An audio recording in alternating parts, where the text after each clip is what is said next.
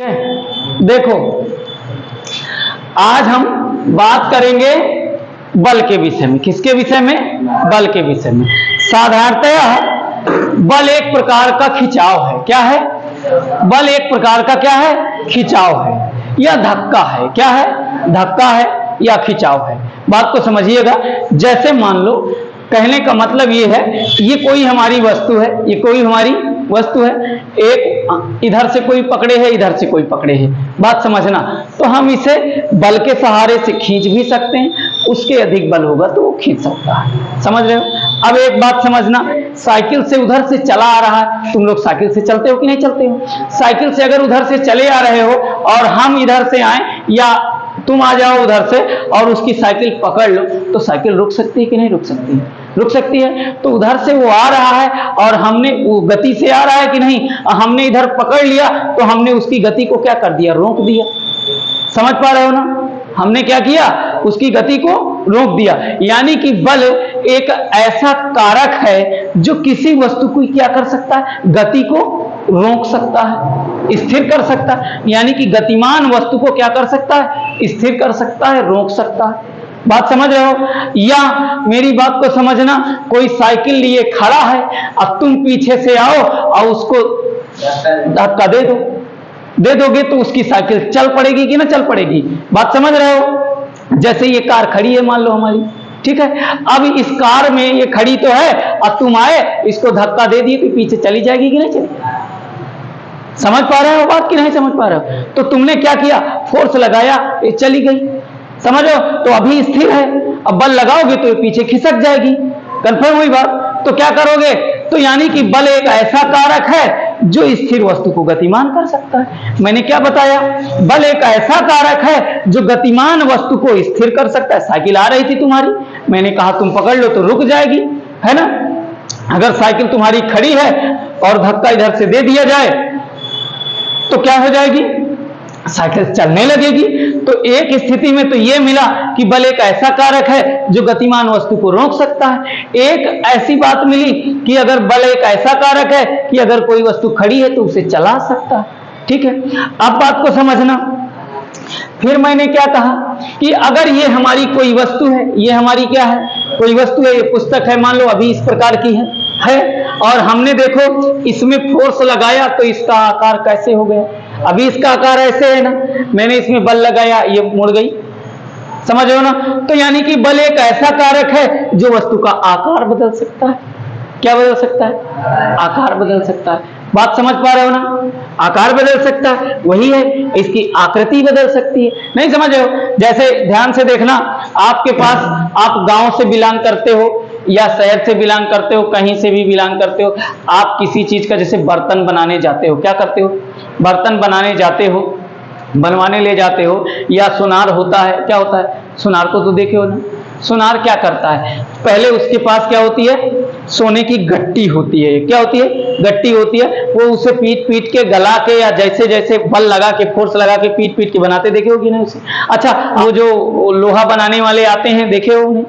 आते हैं, वो लोहे की राड लिए रहते हैं और राड से हंसिया बना देते हैं, खुरपी बना देते हैं, फावड़ा बना देते हैं, पीट पीट के, बल लगा के, है ना? तो बल लगा, पहले वो लोहे की राड थी, पतली सी, बल लगा के उसने पीट के, घुमा के उसको हंसिया बना दिया, उसका आकार बदल दिया, है ना? आकृति बदल दी कि नहीं? तो बल लगाने से क्या होता है? यानी कि बल एक ऐसा कारक हो गया जो वस्तु की आकृति बदल सकता है, आकार बदल सकता है। क्या मिला हमको? बल एक ऐसा कारक है जो गतिमान वस्तु को स्थिर कर सकता है, समझ रहे हो? और स्थिर वस्तु को गतिमान कर सकता है, आकार बदल सकता है, आकृति बदल सकता है। समझ पा रहे हो ना? वही तो है। और कोई एक स्थिति पे खड़ा है, उसको दूसरी स्थिति पे ले जाया जा सकता है। समझ पा रहे हो बात ना? तो हम मुख्य रूप से बल की, अब बल पूरा बल समझ गए हो कि नहीं समझ गए हो? तो मुख्य रूप से हम बल की अब परिभाषा क्या बोलेंगे? बल एक ऐसा कारक है जो किसी वस्तु की स्थिति, आकार, आकृति आदि को क्या कर सकता है? बदल सकता है। वो क्या कहलाता है? बल कहलाता है। समझ रहे हो ना? बल एक ऐसा कारक है जो किसी वस्तु की आकार, स्थिति और आकृति को क्या करता है? बदल देता है। समझ रहे हो ना? कोई दिक्कत? समझ पा रहे हो? सीधी सीधी से छोटी सी परिभाषा आपको यही देना है कि बल एक ऐसा कारक है जो किसी वस्तु की स्थिति, आकार, आकृति आदि में परिवर्तन लाता है। कोई डाउट किसी को? समझ गए हो ना? बल एक ऐसा कारक है जो किसी वस्तु की स्थिति, आकार और आकृति आदि में क्या करता है? परिवर्तन लाता है। समझ पा रहे हो? अब देखो, बात को समझना। अब एक बात और समझो कि बल में क्या होता है। हमने आपको पहले अदिश राशि, सदिश राशि पढ़ाया था। अदिश राशि किसे कहते हैं ये आप जानते हो, सदिश राशि किसे कहते हैं ये आप जानते हो। अदिश राशि वो होती है जिसमें सिर्फ परिमाण होता है, दिशा नहीं होती। सदिश राशि वो होती है जिसमें परिमाण के साथ दिशा भी दर्शाई जाती है। समझ पा रहे हो ना? तो बल कैसी राशि है मुझे जरा बता के दिखाओ। सदिश राशि है। वेरी गुड, ठीक है। बल कैसी राशि है? सदिश राशि। इसलिए सदिश राशि है क्योंकि बल की क्या होती है? दिशा होती है। बात को समझना, क्यों हम कह रहे हैं बल की दिशा होती है। भाई गाड़ी हमारी यहाँ खड़ी है ना? तो गाड़ी को अगर तुम इधर से पीछे से धक्का दोगे तो जब उधर को बल लगाओगे तो उधर चलेगी, और अगर इधर को खींचोगे तो इधर आएगी, है ना? तो जिस साइड बल लगेगा गतिमान तो वस्तु उधर होगी ना। यानी कि हम बल में क्या कर रहे हैं? दिशा दे रहे हैं कि नहीं दे रहे हैं, है ना? कहते हो ना कि जब तुम्हारी गाड़ी रहती है और चलाना होता है तो तुम क्या कहते हो? भाई यार इधर से धक्का देना, कहते हो कि नहीं? तब आगे जाएगी, इस साइड जाएगी। कहते हो ना? कहते हो ना?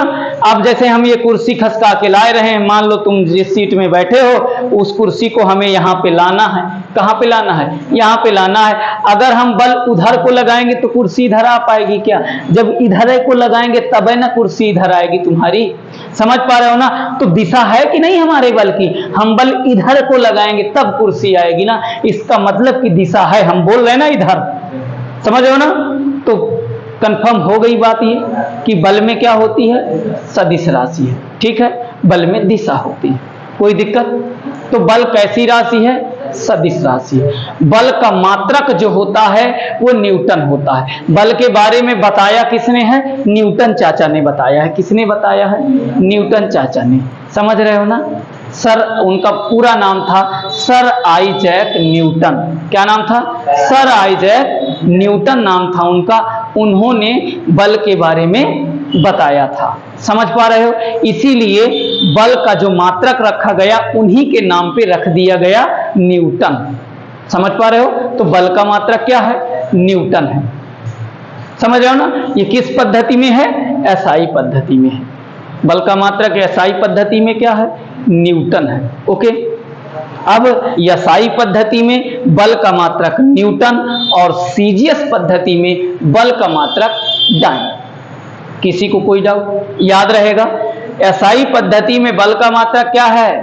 न्यूटन, और सीजीएस पद्धति में डाइन।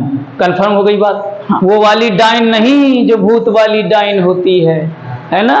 हाँ, ओके। जो इधर देखना, जो भूत वाली डाइन होती है ना, वो ये डायन है, ये डायन आए, भूत वाली डायन आए। समझ रहे हो ना? और ये जो मात्रक है ये डाइन है। ये चाहे ऐसे लिख दो, ऐसे भी लिखा मिलता है, छोटी भी लिखा मिलता है, कोई दिक्कत नहीं। बात समझना बेटा। बल का मात्रक मैंने आपको क्या बताया? न्यूटन एसआई पद्धति में, सीजीएस पद्धति में डाइन। ठीक है। अब दोनों में अगर कंपेयर करेंगे, दोनों में क्या करेंगे? कंपेयर करेंगे तो हमारा 1 न्यूटन बराबर 10 की घात 5 डाइन होता है। समझ रहे हो ना? देखो इधर, 1 न्यूटन जो होता है वो कितने के बराबर होता है? 1 न्यूटन को ही हम क्या लिखते हैं? 1 किलोग्राम। इसको किग्रा लिख सकते हो ना, ऐसे लिखा रहता है कि नहीं लिखता है? और फिर मीटर प्रति सेकेंड स्क्वायर। समझ पा रहे हो ना? है ना? कोई दिक्कत? अगर इसकी जगह पे बेटा इस तरह देखो, अंग्रेजी के भाषाओं में छोटे शब्दों में एक ऐसे न्यूटन को n बनाता है और एक इस केजी को केजी लिखता है और यहाँ मीटर और यहाँ एस स्क्वायर ऐसे लिखता है। समझ पा रहे हो ना बात? कंफर्म हुई बात? ओके। बल का एक मात्रक और होता है जिसे हम कहते हैं किलोग्राम भार। क्या कहते हैं? किलोग्राम भार। तो देखना बेटा, 1 न्यूटन बराबर जो हमारा होता है वो 1/9.81 किलोग्राम, हिंदी से लिख लो किग्रा भार। समझ पा रहे हो कि नहीं समझ पा रहे? हिंदी से यहां लिखना चाहो लिख लो, कोई दिक्कत? अब देखो हम पढ़ेंगे बल के प्रभाव। क्या पढ़ेंगे? बल के प्रभाव। कोई दिक्कत किसी को? समझना बेटा, बल के प्रभाव। बल के प्रभाव क्या होते हैं? मेरी बातों को जो गौर से समझेगा उसे लिखने की कोई आवश्यकता नहीं पड़ेगी, सिर्फ समझो बस। बल के प्रभाव क्या हैं? यानी कि बल लगाने से जो कुछ भी होता है वही बल का प्रभाव है ना। समझ रहे हो ना बात को? तो बल लगाने, ध्यान से देखो, अगर कोई गतिमान गाड़ी आ रही है, कोई गतिमान वस्तु आ रही है, उसे हम बल लगा के क्या कर सकते हैं? रोक सकते हैं। यानी बल का पहला प्रभाव हमें मिला कि गतिमान वस्तु को हम बल लगा के रोक सकते हैं, स्थिर कर सकते हैं। समझ पा रहे हो? अच्छा, एक बात और है कि कोई स्थिर वस्तु अगर हो तो हम उसे बल लगा के गतिमान कर सकते हैं। ये भी बल का ही तो प्रभाव है। अगर बल नहीं लगाएंगे तो जो वस्तु स्थिर है वो स्थिर ही रहेगी, जो गतिमान है वो गतिमान ही रहेगी। यह भी बाद में हम पढ़ाएंगे। तो बल लगाकर किसी गतिमान वस्तु को रोका जा सकता है, बल लगाकर किसी स्थिर वस्तु को चलाया जा सकता है, गतिमान किया जा सकता है। अच्छा, बात को समझना, जैसे आप लोग क्रिकेट खेलते हो क्रिकेट, है ना। बॉलर क्या करता है? भाई मैं भी क्रिकेट खेलता था, है ना, अभी भी खेलता हूं। तो बॉलर क्या करता है? बल लगा के ही तो बॉल को ऐसे फेंकता है। बॉलर क्या करता है? बल लगा के ही तो ऐसे बॉल को फेंकता है। जो जितना बल बॉल पे लगा देता है उसकी बॉल उतनी तेज जाती है, पता है आपको। और फिर उधर से बैट्समैन क्या करता है? बल लगा के ही उधर से तो मारता है। तो जो जितना तेज से मारता है, अगर हम धीरे से ऐसे मारेंगे तो गेंद वहीं रुकती है। समझ रहे हो? अगर तेजी से मारते हैं तो बाउंड्री के उस पार जाती है। समझ पा रहे हो ना? तो जितना बल लगाते हैं, जैसे बल लगा, तो बल लगा के हम उसे क्या करें? अच्छा, आपने देखा होगा कि कोई वस्तु, जैसे फुटबॉल आप खेलते हो कि नहीं खेलते हो? तो फुटबॉल अगर जमीन पे रखी हो तो उसे बल लगा के ऐसे लात से मारते हैं कि नहीं मारते हैं? तो लात मार दो तो चटक जाती है बॉल, की नहीं बात चटक जाती? तो बल लगा के बॉल को चटका दिया गया कि नहीं चटका दिया? बात समझ रहे हो? अच्छा, आपका फिर देखो, तो ये तो गति की बातें हो गई, है ना। स्थिर वस्तु थी, फुटबॉल था, हमने उसमें लात मार दिया, बल लगा दिया, बॉल चटक गई, चली गई, गतिमान हो गई। ठीक है, बॉल उधर से आ रही है, हमने कैच किया, पकड़ लिया, बल लगाया, पकड़ लिया, रोक लिए, गेंद आगे नहीं जा पाएगी। बात समझ रहे हो? गतिमान वस्तु थी, रोक लिया हमने, स्थिर हो गई। अब देखो ध्यान से, ये तो गति की बात हो गई। अब आकृति आकार की बात समझ लो। जैसे गुब्बारा है, गुब्बारा फूला हुआ है, हम उसको दबाएंगे तो पहले वो गोला गोला फूला रहता है, फिर हम उसको दबा दिए, पचक गया। जैसे अभी मैंने आपको किताब से दिखाया, समझ रहे हो ना। तो बल लगा के आकार बदल सकते हैं, ठीक है, स्थिति बदल सकते हैं, कोई दिक्कत? कंफर्म हो गई बात? छोटा भी कर सकते हैं, बड़ा भी कर सकते हैं। स्प्रिंग होती है, बल लगा के हम खींच के उसे बड़ी कर लेते हैं, नहीं कर लेते हैं? तो बात समझ गए हो ना। बल लगा के ये सारे काम किए जाते हैं, यही हमारे बल के क्या हैं? प्रभाव हैं। अब हम क्या पढ़ेंगे अगले नंबर पे? बल के प्रकार। बल कितने प्रकार का होता है? मुख्यतः बल 2 प्रकार का होता है। कितने प्रकार का होता है? 2 प्रकार का। एक होता है संतुलित बल और एक होता है असंतुलित बल। हाँ, समझ रहे हो ना? Balance unbalance. समझो, एक संतुलित बल और एक असंतुलित बल। अब संतुलित बल क्या है, असंतुलित बल क्या है, ध्यान से सुनो। बल कितने प्रकार, कौन कौन, असंतुलित। अब समझो, संतुलित बल क्या है, असंतुलित बल क्या है। गौर से समझिएगा बेटा। जैसे कोई वस्तु है, क्या है, कोई वस्तु है, मान लो ये हमारे पास वस्तु है, समझ रहे हो, ये वस्तु है। किसी एक वस्तु पर जब दो या दो से अधिक बल काम करे, समझ रहे हो ना। संतुलित बल समझेंगे, गौर से समझना, समझ पाओगे, ठीक है। अगर ये कोई हमारी एक वस्तु है और इसमें दो या दो से अधिक बल कार्य करे, हम अभी दो बलों की बात करते हैं। कितने बलों की बात करते हैं, दो बलों की। मान लो ये वस्तु में दो बल काम कर रहे हैं, एक इधर को काम कर रहा है, एक इधर को काम। अगर इधर तुम खींच रहे हो, इधर हम खींच रहे हैं, अगर इस वस्तु को हम दोनों लोग एक दूसरे की तरफ खींच नहीं पा रहे हैं, समझ रहे हो, इसका मतलब कि जिधर जितना बल इधर लग रहा है उतना बल इधर भी लग रहा है, यानी कि बैलेंस है। समझ रहे हो ना, जितना बल इधर लग रहा है उतना इधर भी लग रहा है। तो ये वस्तु अपनी जगह से हिल नहीं रही है, जिधर ज्यादा हो जाएगा उधर खींच लेगा, समझ रहे हो। तो अगर दो, सुन ले, अगर किसी वस्तु पर दो या दो से अधिक बल कार्य करें और उनका परिणामी क्या हो, शून्य हो, परिणामी क्या हो, शून्य हो, यानी कि दो बल जैसे इधर उधर से खींचे जा रहे हैं, तो ना तो इधर वाला खींच पा रहा, ना तो इधर वाला खींच पा रहा, समझ रहे हो ना।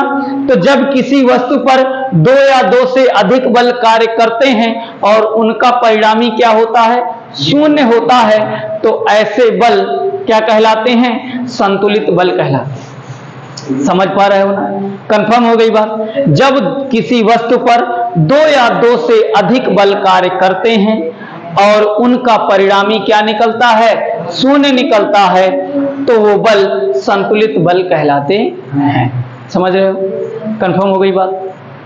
अच्छा, अब समझना, असंतुलित बल में इसी वस्तु पर अगर दो बल काम कर रहे हैं, जैसे तुम इधर खींच रहे हो, हम इधर खींच रहे हैं, और अगर हम खींच ले जाएंगे अपनी तरफ, तो इसका मतलब कि हमारे पास बल ज्यादा है, तब तो तुम्हें खींच लेके चले जा रहे हैं, समझ रहे हो ना। तो इसका मतलब कि इधर का बल ज्यादा है और इधर का बल कम है, तो वस्तु का परिणामी शून्य थोड़ी ना है। अब वस्तु इस जगह से चली गई ना इधर, नहीं समझ पा रहे हो, हमने खींच लिया ना इधर, तो वस्तु अपनी स्थिति से बदल गई कि ना बदल गई, अगली जगह चली गई। कंफर्म हो गई बात। तो वस्तु बल लगाने पे क्या हो रहा है, वस्तु की स्थिति बदल रही है कि नहीं बदल रही। तो क्या हो रहा है, स्थिति बदले, समझ रहे हो, तो क्या कहलाता है, संतुलित बल। कंफर्म हो गई बात, क्या कहलाता है, असंतुलित बल कहलाता है। ओके, यानी कि जब किसी वस्तु पर दो या दो से अधिक बल कार्य कर रहे हों और उनका परिणामी शून्य ना हो, क्या हो, शून्य ना हो, कुछ मान उसका निकल के आए, है ना, या तो इधर चली जाए या तो इधर चली जाए, है ना। यानी कि जब किसी वस्तु पर दो या दो से अधिक बल कार्य करते हैं, तो यदि वस्तु में स्थिति परिवर्तन होता है तो वो बल क्या कहलाते हैं, असंतुलित बल कहलाते हैं। समझ रहे हो बात को। अब फिर से दोनों बलों की एक बार फिर परिभाषा सुन लो कि यदि किसी वस्तु पर दो या दो से अधिक बल कार्य कर रहे हों और वस्तु में स्थिति परिवर्तन ना हो रहा हो, तो ऐसे बल संतुलित बल कहलाते हैं। और अगर किसी वस्तु पर दो या दो से अधिक बल कार्य करते हैं और वस्तु की स्थिति में क्या होता है, परिवर्तन होता हो, तो वो बल क्या कहलाते हैं, असंतुलित बल कहलाते हैं। समझ पा रहे हो, कंफर्म हो गई बात, क्लियर हर तरीके से। तो ये जो मैंने यहां लिखा है इसे आप नोट कर सकते हो, कोई दिक्कत